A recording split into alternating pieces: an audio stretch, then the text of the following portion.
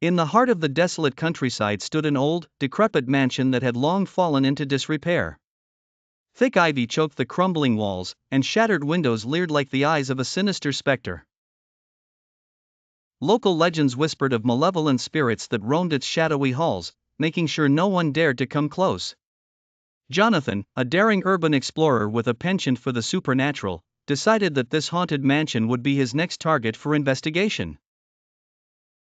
Armed with nothing but a flashlight and a camera, Jonathan stepped into the eerie abode as the last rays of the setting sun surrendered to the encroaching darkness. The air inside was cold, thick with dust and the stench of rot. Wooden floorboards groaned under his weight, almost as though the house itself was breathing. Jonathan snapped picture after picture, documenting every detail, more intrigued than deterred by the house's ominous atmosphere. As he reached the grand staircase, his flashlight flickered and then went out, plunging him into darkness. He fumbled for his spare battery, heart pounding in his chest. But before he could make the switch, a cold breeze brushed against his neck. Suddenly, the air was filled with an unearthly whisper, an incoherent murmur that seemed to come from all directions at once. Jonathan's hands shook, but he managed to get the flashlight working again. The beam of light cut through the gloom. He cautiously continued his exploration. Every step felt heavier, the shadows around him seeming to move in response. In one of the rooms, he noticed an old portrait hanging lopsided on the wall. The glass frame was cracked.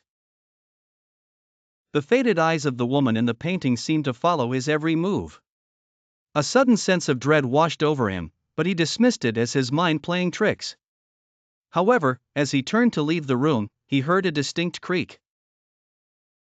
He spun around to find the portrait now perfectly aligned, the eyes glaring at him with a malevolence that made his blood run cold.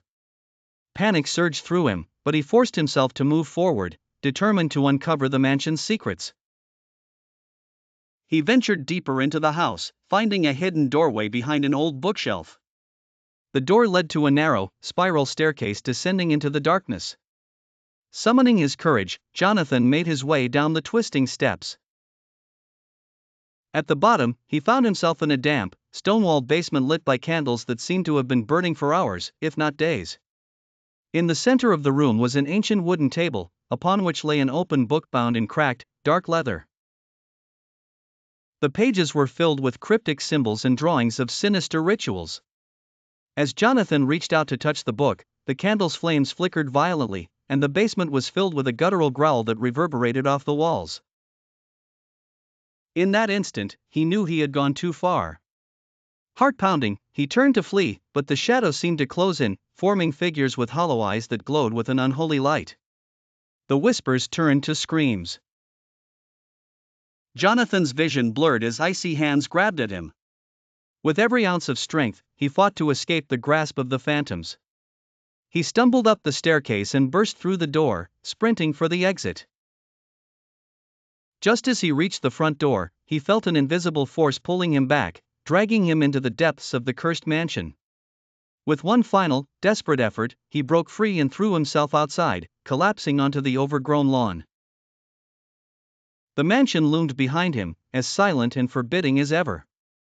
Jonathan lay there, gasping for air, the echoes of the tormented screams still ringing in his ears. He had escaped the cursed home, but the horrors he had witnessed would haunt him forever.